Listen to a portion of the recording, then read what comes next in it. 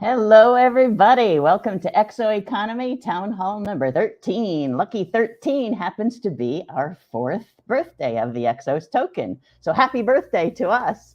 The community has doubled since last year, and we've got an exciting 30 doubling challenge launching today. You'll see it here first. So you'll be able to go and double your tokens from last year and add to our cumulative community. So without further ado, today's very special. We're going to be talking to the young minds of the future, talking about where this is all taking us. Let me introduce you to our host, Kent Langley. He's the COO of OpenEXO Inc. and the mastermind behind the EXOS token and its path to liquidity.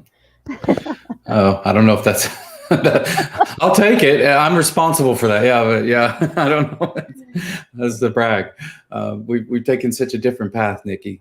Thank you for the introduction. It's really great to be here. Yeah. Are we ready to get going? We are. Take it away. Okay. This is one of those ones where I logged right in and got thrown right here. So I'm like, wait, where am I again? I'm in this virtual place. So we're here today. Today's really special, actually. We have... It's not technically the birthday. So the real birthday for the EXOS token is on April 8th, so 0408. And the actual time that the token was born was at 1600 hours, 32 minutes and 00 seconds. If you do that was like doubling, right? 04, 08, 16, 32, and then 00 for infinity. We had a little bit of fun with that back in the day. And one of the things that we did last year around the birthday for the token was we ran kind of an engagement campaign where people could get their feet wet with the token. They could get their feet wet and on board with cryptocurrency for the first time ever for many, many people, and find a path to sharing and learning and earning the token. And then, of course, as a result, participating in the economy. That led a lot of people to go on and participate into the core meetings and contribute, and then apply in many cases for grants that we do also in EXOS throughout the community, which is a completely community-run project and community-run treasury that issues grants to people in the community who are doing truly amazing things around the world. Today, we are going to be launching a new version of that challenge. And the team that has put this together for you has really gone all out this year. They've got a new app. They've got a new website. They've got a ton of new challenges for you to try. And I believe we have a short video that talks a little bit about the challenge. So Nikki, why don't we go ahead and just really quick, before we get into that, Nikki and Jillian in particular, I just want to say thank you for all the incredible work that you've done on that. They've got some lovely gamification treats, which is something we'll talk about later today. And then Kevin is behind the scenes and Jillian helping us here. So I'm being told now that they don't see a video. So Jillian will get to it in a couple of minutes. So just hold on that thought and we'll just break in a minute. So what I'll do next is I'll introduce my co-host today. So my co-host is Salim Ismail. Salim is also my co-founder at OpenEXO. He is, and I'm going to go for the bio here. Salim is a serial entrepreneur, prolific speaker. We all know that, and we've all seen Salim speak probably at one time or another. He's a sought-after strategist and world-renowned technology entrepreneur, co-founded, built, and sold to Google, the social media company. Actually, before they called it social media, the social networking company Angstro back in 2010. He's the co-founder and executive. He's the co-founder and chairman of OpenEXO. He also is the lead author for the best-selling book Exponential Organizations, which sent us all on this journey. So if you know the token's name is EXOS, Exponential Organizations, it makes sense. He's an active board member of the X Prize Foundation and was co-founding executive director of Singularity University, which is where I met him. So can we get Salim on stage? Salim, how are you today?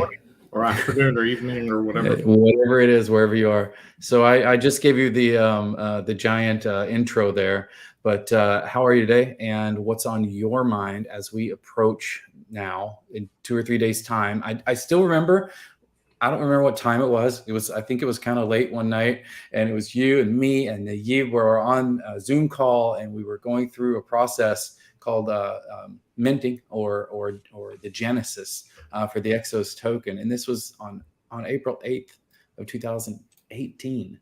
So I would love to hear a little bit from you today, what your thoughts are on the token at this almost 4th birthday, and a little bit about where we're headed. So first of all, awesome to be here, and congrats to everybody and the team involved. It's a big milestone to get to this level. I think there's, if I remember back in 2012 or 2013, we had Ralph Merkle on stage at Singularity University, and he's a global guru on nanotech. And somebody said, "Aren't you Ralph Merkle from Merkle hash trees?" And he's like, "Yeah, that was me in a former life." And the Merkle hash tree is the basis of one-way cryptography, which is the basis of private keys and the basis of Bitcoin. And we have an image somewhere with the Genesis block, which shows the Merkle hash at the bottom, which is kind of incredible. So when we were thinking about when should we launch this thing, given the background in our exponential thinking, we decided the best time for the Genesis block was 0408 at 1632, and thus it came to be. 4 years later, I think we're super thrilled with where it's gone. I think the key point a couple of key points. One is we are community first. We've been thinking about this for a long time. This is not new. Kent and I first talked about this in 2016, and then 2017 kind of enacted it. 2018, we finally launched it. We didn't go for the ICO craze because of some advisors said stay away from that, etc. And thank goodness. And we've been slowly. Kent always talks about it as a 100-quarter project, and I think we're in quarter 12 or 13 here. So when you look at it that perspective, almost every other crypto in the world built the technology, and then they're desperately casting around for use cases and community.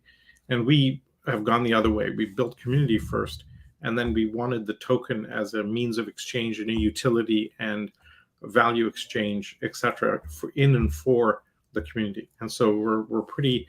It's a much harder path to go the path we've gone, because you're not grabbing at the shiny objects, but you're also structurally setting yourself up for a long-term success, and keeping that zoom out view, that MTP of this being a token for transformation is super critical. And we're really, really excited about where this goes.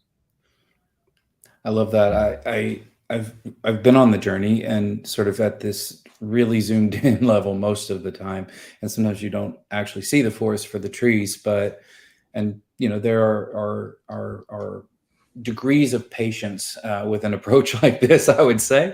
But EXOS has been operating for its entire lifetime as a private complementary cryptocurrency. And I'm not sure I've heard those words put together in that way too many times. But one of the folks who we can give a bit of credit for this for sure was on one of our earlier shows, Kalia Young. She really was an early influence in a cafe somewhere in Miami when we were talking about this early on. And what this has allowed us to do is focus on two key things: utility, what's the token good for? What do you use it for? And distribution, making sure that if people do that utility or receive that utility in the new NFT context, that they receive the token. And that creates a situation where more and more people over time that should have the token, the people that should have the token, and that they've earned it and have imbued value through work and effort and belief in the token. And that's what we've been focused on. But now, after 4 years of the token operating in a peer-to-peer fashion amongst the members, which now are over 17,000 of our community, and in our online marketplace for transformation services, which are also done both directed and peer-to-peer, where we match sort of the supply and demand for transformation services together. After all that time, we are now moving into kind of the third leg of the stool, which, the three were utility, distribution, and then liquidity. We did not focus on liquidity first. That's what Celine was talking about. We focused on community first. And this is a unique thing about the EXO economy, about the EXOS token, and about how OpenEXO has approached it. But now, in the last several months, we've done a number of experiments. Not all of them were successful, but you don't always succeed when you run an experiment. But we've learned exactly what path we want to take to get the token into public markets. And we'll have some questions in the Q&A later that were put in earlier that will address some of these things as well. So I won't go into it much now. We're in that third sort of epoch now where we're driving toward liquidity of the token. And this is probably one of the most exciting times that we could have, because it's what most people equate with crypto having value. They don't focus as much on the non-financial utility portions, especially external actors. And so, yeah, that's where we are. So, Salim, did I miss anything there in terms of kind of this journey we've been on? It's been a bit crazy at times. And I don't know how many hours I've spent with lawyers. I might have sort of like a minor in some sort of law degree at this point, effectively. I don't know. Well, this is the hard part about this stuff, is you're on the bleeding edge. So you bleed, and you end up taking a lot of hits. And lawyers saying, I remember about 2 years ago, I said something publicly and the lawyers freaked out and said, that could have killed the whole operation. And you're like, where? And then how do you undo that? And it's a very, very sticky situation. I think what's good is now the market is catching up and the environment has matured to a level where we can stand on a really solid foundation and really, really kind of take this to the next level. Got it. All right. So one of the things that we wanted to do today as we celebrate is kind of look toward the future a little bit. And we've invited a number of people here today that are working also at the cutting edge and at the bleeding edge, just like us. And as Salim said, on the edge. When you're on the bleeding edge, you do, in fact, bleed. So it has been a real privilege and honor to get to know some of these folks. Some of these folks I'm meeting for the first time today. So I'm going to go through right now after we roll, I'm just getting the cue. After we roll the 30-day doubling challenge video, which is now loaded up. So we are going to watch that first, and then I'm going to introduce our panel. And then we're going to really jump right into it and get into a discussion today with a number of people who are forward thinking and really, really in it, working in this space of crypto, NFTs, blockchain, and more.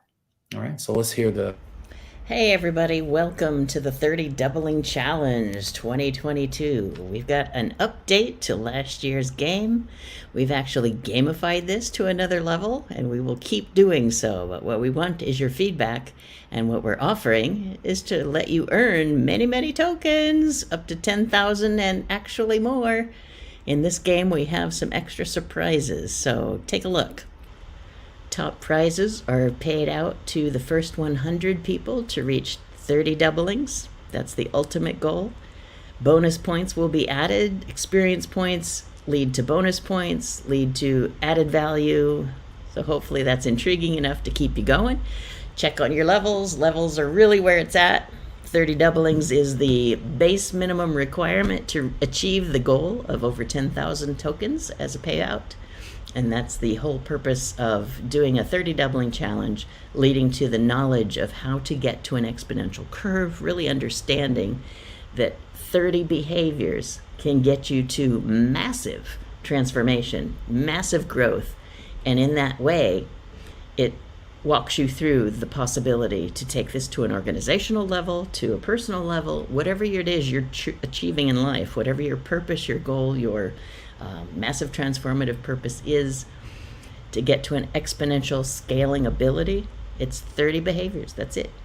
And this is what we're demonstrating with this game. Hopefully it's fun for you.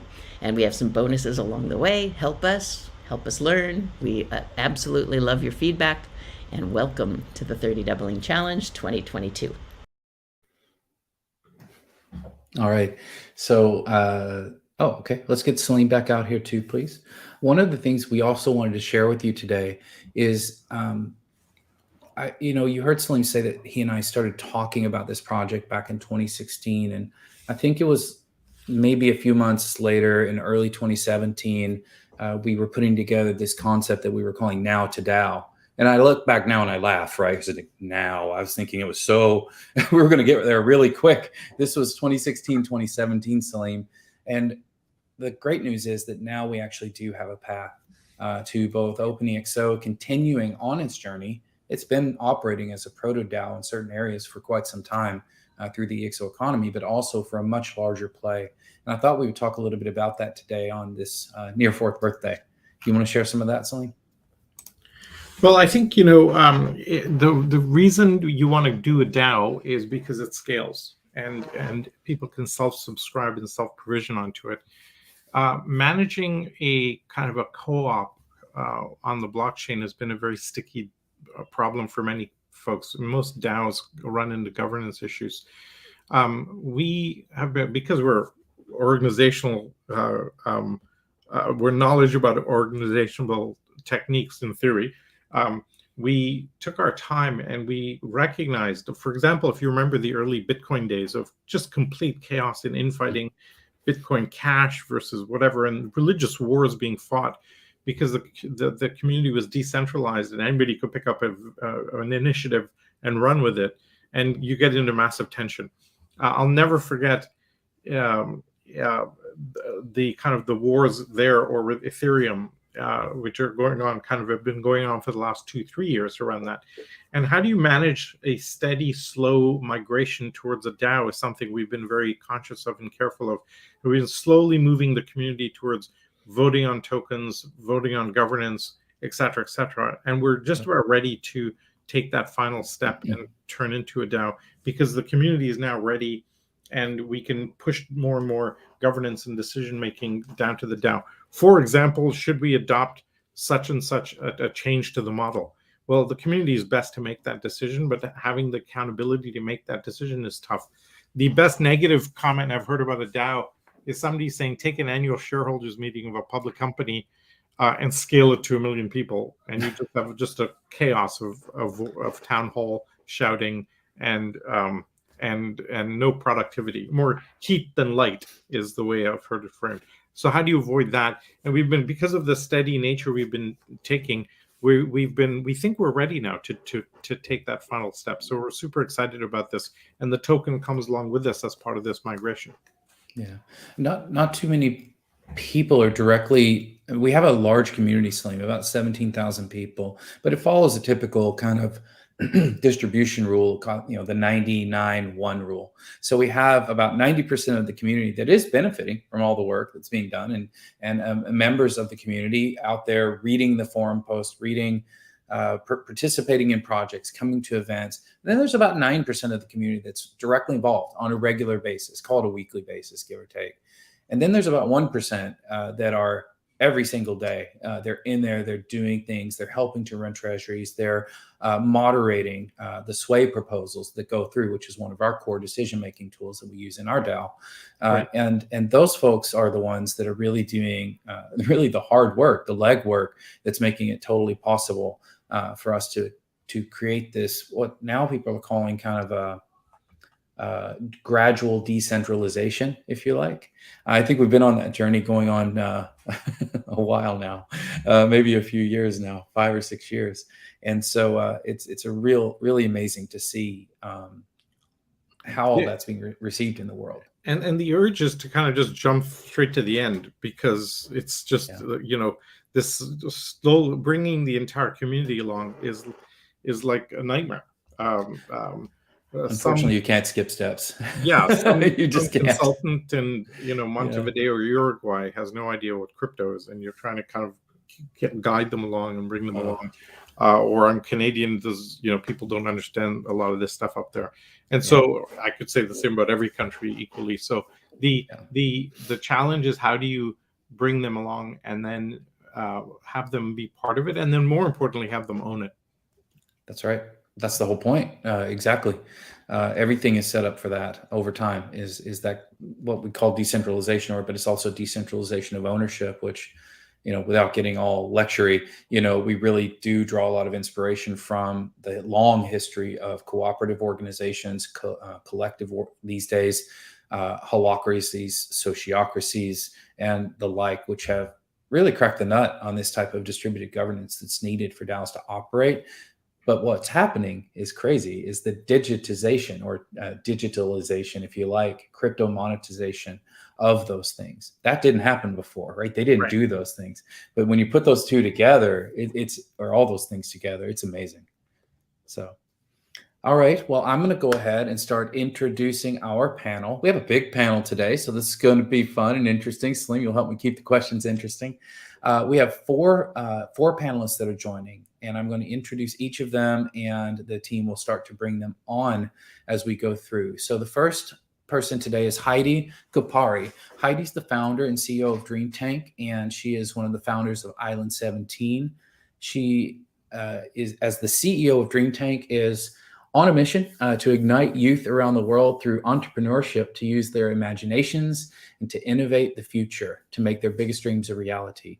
I've personally been involved with Dream Tank on and off since 2020, I think it was, when we did EXO World, which is where I met them and met Heidi.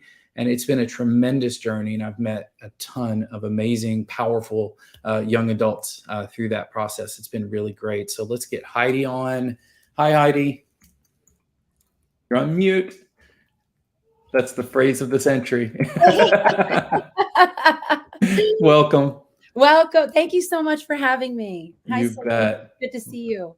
It's really great to see you as well. I'm going to get the rest of the folks out. So the next person we have joining is Julian Alvarez. Julian is a 25-year-old entrepreneur, software engineer, and podcaster. He's a software engineer at Meta. He is a co-founder and CEO at Mindflow, and he hosts the Inventing the Future podcast. That's inventingthefuture.ai, and it features visionary tech entrepreneurs that are solving some of the world's biggest problems. Apparently, he interviewed Salim early this year. Welcome, Julian. What's going on? Good morning, Salim. I'm going to kick you off soon because you didn't interview me, but that's okay. No, don't worry. You're on the queue. You're on the queue. I'm just teasing. Well, Julian, I hear that when you're not pursuing your moonshots, you can be found playing soccer, tennis, and exploring natural wonders of the world. So you like to get out. Oh, yeah. Yeah, there's a lot to just explore externally and externally. We can't wait to hear some of your experiences at Meta and beyond as you're on today. So the next person coming on is Aditya Dixit. Aditya is a New York University master's student in computer science with a background in product management, data analytics, machine learning, and software development experience. We need your help, Aditya. Happy to have you on here. He applies his diverse background growing up in varied societies, loves to meet, interact, and gain knowledge, always considering acceptance of all diversities. He's humble, honest, and curious, and his passion is keen to broaden and further improve his perspective through his academic explorations. Aditya, welcome. No, thank you so much for having me, everyone. I truly appreciate being on this panel today. It's great to have you here. Thank you. Last and not least is Kyle. Kyle Pierkowski. Sorry, Kyle, I totally messed that up. You'll have to fix your name for me. Kyle is a web designer and XR world builder. Kyle is driven to create astounding websites and immersive tech experiences, pushing the edge of creativity. He specializes in creative technology, art, and business while advancing design projects with sustainability and respect for all. And one of Kyle's works that I have seen, and we will probably see in just a little bit. Hi, Kyle.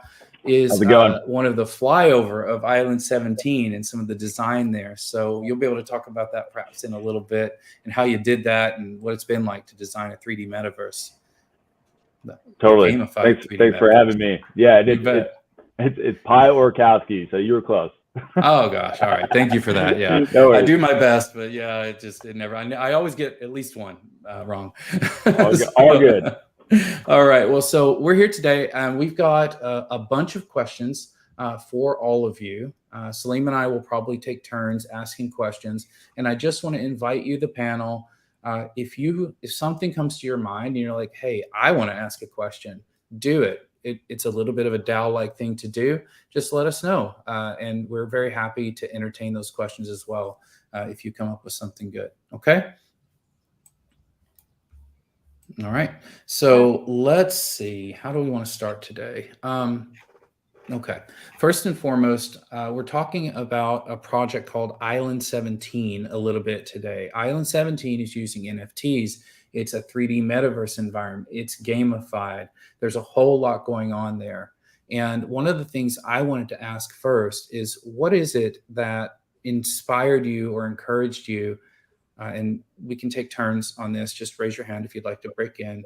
What is it that inspired you to focus on the United Nations Sustainable Development Goals as the subject matter for Island 17?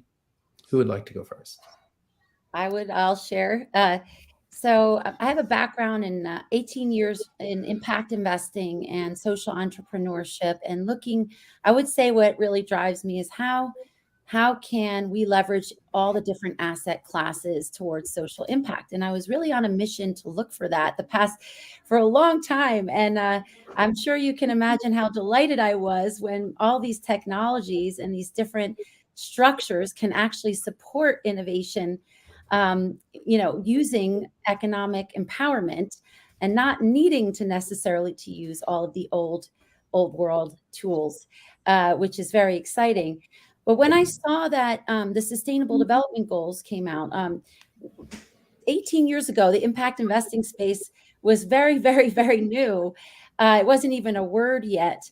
And it was very hard for people to balance doing good on one side with making profit on the other side. And so in the initial days, those impact investing pioneers, we were trying to fit impact models into an old world profit model, because that's what we had. So in the beginning days, we were saying, like, aren't we great? We can fit into the same model and we can have social impact and profit. And yet the exit strategies actually don't serve the social impact models that we've had, right? And so for many years, actually, impact leaders were looking for what problems can we even agree on the set of problems that we have. And in 2015, when the Sustainable Development Goals came out, and it was the most democratic process actually undergone to actually get most countries to agree. And we have 193 of 196 countries agreed on these goals. So when I saw those goals, I thought, these are the moonshots for humanity we need to solve. Each one of these is a moonshot. And in order to solve a moonshot, you need the best people on the team with the best imaginations and all the different backgrounds, right? And so that's where I came up with the idea to use the Sustainable Development Goals as the moonshot goals, and then create this metaverse in game to bring everyone together in each SDG to achieve collective impact. Not unlike what Salim talks about in his books, right? Is mapping the human genome. Those things would have never happened if people hadn't just said, we're going to do this, and we have to figure out who needs to be on the team, and we have to figure out how we can do it, not why we can't. Yeah, that's awesome, Heidi. Thank you. Does anybody else, Julian, Aditya, Kyle, would you like to weigh in on that, about the application of your work to these Sustainable Development Goals in general? Yeah, I would say education is a huge moonshot for us, and one of the biggest problems that we definitely see. So what I do with Mindflow is that we're a learning platform that rewards people with crypto for being able to learn different fundamental life skills, right? Like habit building, finding their confidence, uncovering their values and limiting beliefs. And really the way we see it is that we live in a world where the only constant is change, and that rate of change itself is accelerating. So the need for learning has never been greater. And in fact, as we all well know, many jobs are being lost to automation, technology, and whatnot. However, new jobs are also being created, but it just so happens that these new jobs tend to require higher or different skill sets. So we need learning more than ever, but there's also this pain point around how do the people that need the learning the most, the people with lower incomes, how can they prioritize learning when they're so pressed by near-term survival needs? Right. So if you create a financial incentive, it intrinsically creates or extrinsically creates this motivation. But then you also make the learning super fun. So there's intrinsic motivations, and then you make it incredibly valuable and aligned with their purpose. So it's kind of at the fundamental level for many things, and that's how we see it. I'm hearing some words in there that I recognize from a popular gamification framework. One of the interesting things that you've all done on Island 17, is you've adopted the concepts of gamification, which is the application of game design techniques to non-game environments, oftentimes, or for other reasons. In this case, trying to solve for or motivate people to solve for the SDGs. I was curious, who would like to take a shot at why is gamification crucial to the adoption of the future or the inevitable future? Yeah, Kent, I'll speak to that. Go for it. So the traditional model of education and learning has not really been inclusive of gamification in the sense that humans at their core level, I believe every human likes to play and has played some type of game in their lifetime, whether that be physical or a digital experience. That's where we're really kind of meshing the two now, is how do your digital in-game actions translate to the real world, and how does it improve both realities? So therefore, gamification is super important. For example, in our experience, leveraging the power of gaming, youth innovation on the blockchain, DeFi, artificial intelligence, and more. Our Island 17 players, they can go on missions and earn tokens through skilled gameplay and contributions to the ecosystem. They can exchange these between players, fiat currency, and more. So the differentiator between Island 17 and more traditional games is that blockchain economic design is used to reward our players for their contributions to the metaverse or ecosystem. So this new model of gaming has been dubbed play to earn. Additionally, we include an exponential personal development and learning aspect that augments traditional schooling, activating a second category we call paid to learn. And that's an adaptation of learn and earn, such as like we offer mini courses on platforms like Coinbase and CoinMarketCap. So most importantly, the Island 17 experience metaverse is utilizing gaming and its related technologies to solve real world problems, as I mentioned before. So it's a really cool way to use a game engine, not just for how gaming was initially meant for, in a digital realm, but now we can start to link it back to our reality. And with the way that these game engines are now becoming more like reality engines, we can really profoundly affect people's emotions, their heart, their mind, their full body, full sensory, multi-sensory experience of what they're having in this and that reality. That's great, Kyle. You know what? We've talked a little bit about Island 17. We've got a short reel. I think it's about 90 seconds. I think we ought to play that so people can see a little bit of the island and hear a little bit what it's about in the words of the following 90-second clip. So could we roll that Island 17 clip? And when we come back, we're going to talk a little bit about engagement and gamification. So hang on for that, Salim. I think you know a thing or two about engagement. Each of the SDGs is a moonshot goal for humanity, and humanity can't achieve moonshot goals without the best imaginations. Enter youth under 30, the digital natives of our time. Island 17 is creating a world where the ideas and imaginations of youth are championed and implemented in all sectors across the globe.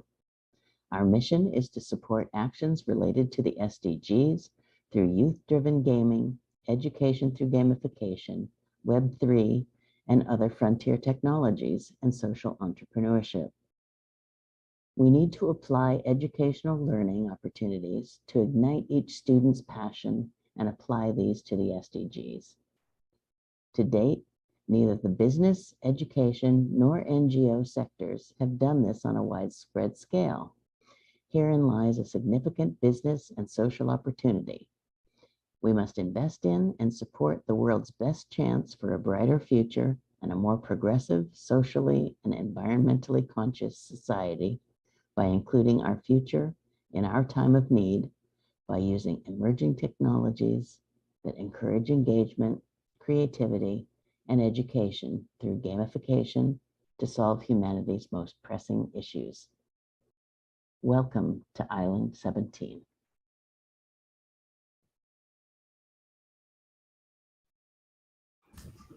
So it's beautiful. Kyle, did you have a hand in designing that? Yes. I think yes, you did. I did. Yes. Yeah. Unreal Engine is a very powerful, thing to behold. Thank you. Salim, we've talked a little bit about gamification here. You have the model, the EXO model. One of the attributes is engagement. And I think we're seeing kind of an interesting, I recently spoke with Yukai Chow. I did an interview. It's going to post in a day or so. It's a 3-part series because it got a little long. But Yukai is the creator of a gamification framework called Octalysis. Octalysis, I do believe, is a part of what you're working with at Island 17, Julian. Yes. That's what I was Yes. referring to. Yukai actually has been working with us for 4 years and has helped us design and assess all the hackathons that have created the proof of concept. So he's part of our council DAO. That's awesome. And he even led some design challenges during our physical dream tanks when we were at the Museum of Boulder, zooming in from his, his mission control background. So it's, when we saw his video 4 years ago, we met him immediately. And it's just like someone gets it, like 4 years ago, 4 years ago when we had this kind of idea, this concept, the technology and a lot of things did not meet it. And it seemed really crazy. And now it's, I want to hear Aditya too. You're sitting there and you're the one of the younger people. I want to hear your voice. I'm sorry to call you out, but no, as I said, please jump in. And we should, Salim, why don't you take us a little bit through the concept of engagement? I don't remember, you didn't get a chance to meet Yukai yet, right? Not yet. No, we've exchanged a couple of messages. But, we had engagement as a critical part of the model for for exponential organizations in the original book 8 years ago. And I think what's magical now is when you add crypto economics to engagement, it just explodes. It literally explodes. And you look at these, less than 2% of the Fortune 500 really use these types of techniques. And you look at, I talk to CEOs and I go, look at this blockchain here, $30 billion. Look at this blockchain here, $50 billion. Look at this blockchain here.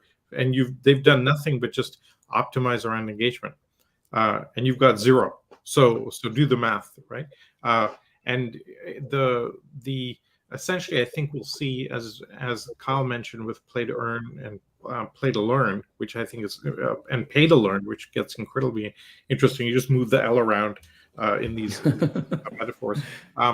The potential ability to gamify pretty much everything now becomes very real. And then you gamify the SDGs, and that's the only way we're really going to solve them, is that model. So it's super exciting to watch all of this.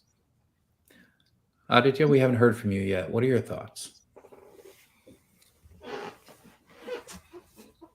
For me, it's personally really interesting, right? So when I came into Island 17, I came as part of the 2-week sprint, right? Where we started the development of the matching game. And then with that, what I realized was the fact that I learned so much more about DAOs, learning more about the whole gamification framework. Coming into this, I came in for very basic knowledge of, blockchain and just knowing a little bit more about a cryptocurrency as a way of a financial tool. But this showed me a whole different perspective about tokens, learning more about how the gamification framework can tie into tokens, how it can be used as rewards, getting further into tokenomics. And for me personally, just being part of this experience, when I joined in just for 2 weeks, I was able to learn so much. And now that I'm trying to work to try and make sure that other people like me who are in university programs can get the same experience as well. So that's kind of like my thought about this and my perspective as to what I'm trying to do over here. That's great. It's amazing the number of things that are converging. It feels like at one time, if you think about Bitcoin, right, it's almost a dozen years old, but we've got metaverse, blockchain, tokens, tokenomics, gaming, gamification, and tokenomics is economics applied to crypto. It's unbelievable. So you can come in, like you've just said, wanting to maybe learn a thing, but you end up needing to be effectively, everybody needs to be a polymath all of a sudden, to get something done. And, but what it really leads to is the need for an incredible team. And I think that is what the very best DAOs are going to figure that out. And I'd like to piggyback off of what Aditya was saying is that, the 4 years of like building up that it took for this to come to fruition. I'm just one of the many architects, but the people that came before me, the students, the team, the council, this was like 4 years in the making plus, and the ability to channel in that imagination from the youth and youthful minds is really what's driving this project forward. And I think, if you would have asked me, I grew up on, a regular Nintendo, and Zelda was my first game, so if you would have asked me, let's fast forward only 20 years later, that's wild that we're already talking about a whole economy inside of what I used to think was just like an RPG game. So it will be fascinating to see what happens, with the invention of virtual reality, and, full haptics and all that type of stuff, how we, use this technology for good, and how we can use it to amplify us instead of, divide. Yeah, no, I'm laughing because I was trying to think like what did I grow up on? It was Atari, right? Atari 2600, adventure games on a TRS-80 Model 3. I had to write my own games, Kyle. They didn't exist. I think we should take a poll on everyone over 40. What was your first computer? It gotta be really fun. Yeah. I had an IBM PC Junior, and there was this one game I would play all the time as like an 8-9-year-old, Adventures in Serena, and it was like this like quest game. So awesome. It's so funny remembering that, how far we've come. Yeah. Commodore VIC-20. So I'm way back there. Yeah, way back there. Yeah. And I wrote Connect 4 when I got it in 6th grade. I made my own Connect 4 game, no lie. Awesome. Yeah, it was awesome. Saved it on a tape cassette. Yeah. Not even you, Salim? I wish I still had it. I learned Pascal programming on an Apple II in high school. And then they bumped me up to go take a course at the local university on data structures. And I had to use cards. Oh, wow. That just blew my mind, because I'm using an Apple II at the high school, and then I have to go use cards. Get the hell out of here. That's like that's not interoperable. That doesn't work. Well, Kyle, you made me think of a question. One of the questions we thought about was, you've been at this for a while. You mentioned 4 years, a lot of work, a lot of thinking, planning. And then Aditya, you talked about a 2-week sprint. I attended a meeting, one of the inaugural meetings, I think, for Island 17, where we talked a lot about what was going on. It was wonderful. But what I'd like for all of you to potentially share from your point of view is, what's been the biggest barrier? What's the thing that stopped you the most, slowed you down the most, caused you the most trouble? I think knowing these kinds of things can really help people move forward with their own projects. Julian, would you like to go first? Sure. Yeah. Wow. Where do I start? I mean, just pick the top one. There's literally like 40 billion challenges you face on a daily basis. Yeah, I think more than anything, the first place you have to begin is with your mindset, because if you're not prepared to confront the number of challenges that come into your mind, you'll like give up easily, prematurely. I think one of the best pieces of advice I've ever received is that if you're not willing to dedicate 10 years of your life to solving the problem, then don't even begin, because that's often what it takes. But I guess more specific to the crypto sphere, there's like challenges around understanding it and knowing where to play. And this was touched on earlier, also knowing the legality of things and whatnot. So it's a very tricky space, but that just means you're a pioneer, right? That just means you're early on and that you have a lot to play with. And I think another challenge, actually, we're, building a learn to earn type model. And because this model is so new, we don't really know what business models will work, right? So there's a huge risk in like whether the business model we have in mind is even viable, because no one's really done it before. So there's a lot of challenges and risks there, and like kind of identifying what will work and what won't. But that's where the notion of just experimenting, moving fast, and trying as many things as possible and pivoting where necessary matters most. And that's where we are, trying to find product market fit and just having a bias toward building and experimenting. So a lot of challenges, but as long as you have confidence in your ability to figure out how to solve them, that's what counts big time. Well said, Julian. Aditya, would you like to speak next? So for me, I would like to bring up the point about, I'm going to go back to the 2-week sprint because this is something I was part of, and this is where I initialized myself in Island 17. So I'll tell a quick story. So basically, it's me, Kyle, I'm halfway across the world. We have a bunch of winter interns in Brown, from Brown University, and all of us just, collaborating, trying to make sure and getting progress. We have 2 weeks, we have a lot to get done. 2 weeks is not a big time frame, but you do realize that you can get a lot done in a small amount of time if you can really push yourself and dedicate yourself to trying and getting it done and be persevere to try to get that goal. Because personally, that's what I found to keep myself motivated and to keep everyone else motivated. Like we were on Discord for hours, debugging small little bugs. Kyle, how many times did our project break? Probably like 15 or 20 times. We'd make a change. It would break, and every single person, we had to re-download it. We would spend hours trying to fix one little thing. We were all trying to sync across the cloud, different time zones, collaborating. So it was like the whole experience of being part of a DAO. It didn't matter where you were, what you were doing. It was we were all dedicated doing one thing.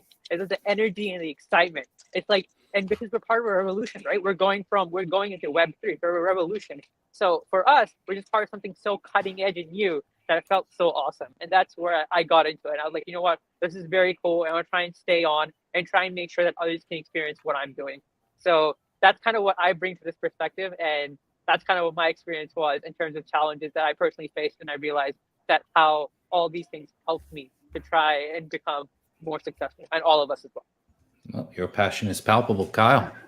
Yeah. So, this, Aditya is right. We went through, we built in 2 game engines, Unity and Unreal, those being the top, main ones. And I would say, what's really cool about what's going on with all this is it's not so much like what's holding us back from, doing all this. It's more like keeping up with all the tools and the software and hardware that's changing so quickly. So it's more like your ability to be fluid and flexible and adaptable. And so a lot of that is really like inner work that's going on before you do anything externally. So I would say, what's happening is these pipelines that are still being developed and pioneered are challenging us all to unify in a way where we can all really work in one space globally and not just, talk about it, but actually do it. So I would say, we're dealing with, I was just listening the other day and I shared it with the Island 17 team and a bunch of my close friends and circle. There's a podcast, Video Games Real Talk, and their latest podcast, which I thought was perfect, how video games are creating the next renaissance. And I think that's really important because there was a renaissance on this planet, probably multiple times, recorded and unrecorded. But the last one that was recorded, was in one place on the earth. And we have yet to experience a global renaissance in the way that we all can operate multidimensionally.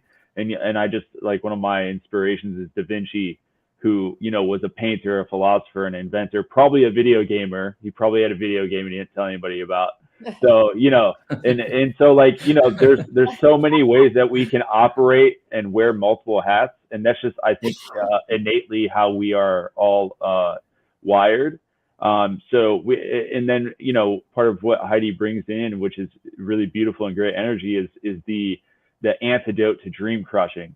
So, like, there's been a lot of dream crushing going on the planet, and whether that was intentful or not, it doesn't matter. The point is we can kind of dissolve that way of being linear and, I'm going to be like a plumber, I'm going to be an astronaut. It's like, you don't have to be just one thing. You can do multiple things and you can plug into now this new digital space that will challenge you to be multiple things at one time and be more of a fluid human being.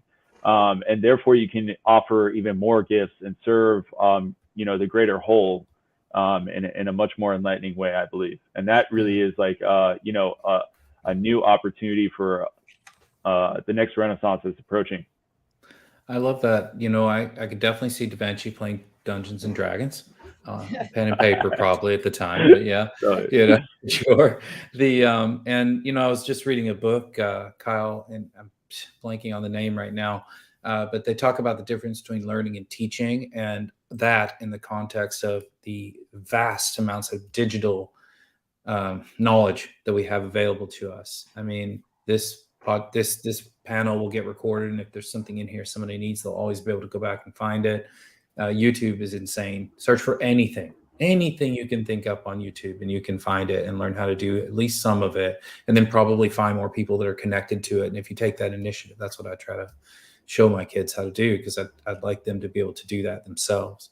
Salim, heard a bunch of stuff here. Really be curious if you have any burning question to ask the panel at this point. Anything on your mind? It's a question on what problem do you get most excited about leveraging the metaverse, leveraging cryptocurrencies? What global SDG do you think we can attack the best? I'll take that. Actually, gender equality. If all we did was focus on gender equality and really look at the subconscious and unconscious biases that drive our decisions every day to create platforms, events, and so on that women don't show up at, looking really, really deep and innovating around really understanding how can we bring more gender equality in every area of society. And I was at an event on International Women's Day at the United Nations in 2018, and a group that was really attacking the SDG 5, gender equality and reduce inequalities, did say if that was they did some research and they compiled this statement, so which is, if we only focused on gender equality, then all the other sustainable development goals would be solved. Very interesting. We've got time for one more response, and then we'll have to start to wind down the panel. I'm sorry to say, we could probably talk for hours and hours. There are many things to discuss. Would anybody like to share or ask a question or give a word of advice? Whatever is on your mind. This is your time to shine. Yeah, I'm gonna jump in here. This is like a very profound energy that I like to bring into the space, and I just come full force with it. Whoever I meet, and this is where all my creativity comes from, and it's really inspiring me and brought me and Heidi together and allowed me to plug into this space. So I'm going to express it here. Is when I was young, when I was 17, I actually passed away in a car accident, went to the other side, and I remember certain things of not even being human, but being fully multidimensional, and what it's like to work in what otherwise felt like a very digital space to me, but also very organic. So I think what we're coming out of that experience, and what I see in the game engines, and what I see is the first time I put a VR headset on, I had like a flashback to that moment, and I remember not being in a body. So I think it's really cool and impactful that we can plug into this infinite imagination and consciousness that we all share together as humans. And I think what we're doing is subconsciously, we're going to get to that realization that we can operate in such a bigger and more beautiful bandwidth than what we are now. And that's just part of the journey of going home and getting there. So I always like to enlighten people with like, hey, there's a lot more going on both sides in being human and non-human. So we can bring it a lot to the table, and the journey is just beginning. This is just the tip of the iceberg. One of my favorite observations over the years was, if you took the spectrum of light from X-rays to microwaves, et cetera, and stretched that across the width of the U.S., what we perceive as human beings is 2 feet. Totally. Out of that, that's how much we see of what's actually going on. That is so true, and we're made of light. You know, the word human, man of hue. You know, and don't forget the woman. You know, so and Heidi's right, is as we tap back more into that, you know, that balance of feminine and masculine in all the things we do, technology and in life. You know, all the verticals of business and personal life. Like that's the balance. That's where like true creativity comes from, and we'll solve a lot of our problems that are on the planet right now. I love it. Well, thank you all. Unfortunately, we're just out of time. Heidi, Aditya, Kyle, Julian, thank you so much for your time today. Salim, thank you for showing up and co-hosting with me again. This was the 13th one of these, 14th. I forgot. I'm sorry. It's been a lot. And we've done these over and over, and it's been quite a journey. And it was just a real pleasure to have all of you here today. So thank you for that. And I'd like to thank you. I'd like to Oh. thank you and the EXO economy for supporting youth ideas and youth innovation. And I didn't get quite to answer the challenge question, but I will say that when people stick by you, even when there's mistakes and messes, which is really for innovation. And I'm really grateful for the investments you've made in helping us. And we're excited to explore further how we can create what Salim says and what a lot of the actual kids say in Dream Tank, which is we're basically building a better federation for the world. What was it your dad said, Salim, we have to do? I love that. Your dad said. I was talking about, I did a talk called Fixing Civilization, and in one of my late night philosophical meeting of life sessions, he goes, I totally disagree with your talk. And somebody goes, so I said, do you not think we need to fix civilization? He goes, yeah, of course we do. The problem is we're not civilized. We've not civilized the world. We've materialized the world. We now have to do the work.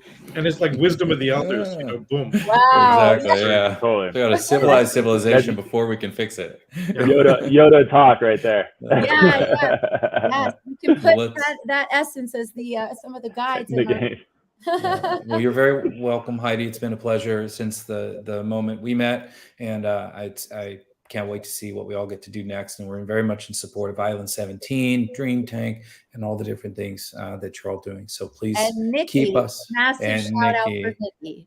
Absolutely. I'm about to pass this whole thing. Give a standing ovation for Nikki. Everyone, exactly. Everyone in the EXO community. She is amazing.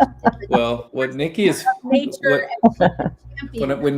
when I first met Nikki, I said, Nikki, you're gonna have to figure out different ways of doing things, and you might need be used to around here. And she's like, oh yeah, sure. And now she's like, oh my God, I didn't know that's what you were saying. But okay. But she's been doing it, and it's been wonderful, Nikki. So thank you for helping us put all this together today. I'm going to turn the whole show back over to you. We're all going to get dumped backstage, so you can wind us down and take us out on time. All right. Thank you, everybody. It was so wonderful to have you. I have wonderful clips that we're going to clip and send around, repurpose all of this brilliance that was shared today. And I want to thank the team behind the scenes. So Jill, Kevin, you bailed us out again. Thank you. There's always stuff going on in the background that people don't get enough credit for. And I really appreciate the team. We have our EXOS angels, and we basically have people in the background making all of this happen. So let's play the game. 30 Doubling Challenge is live for 6 weeks. We will be adding new challenges every single week, every few days, as a matter of fact. So thank you so much. I appreciate your being here. Town Hall number 13 out. Be exponential.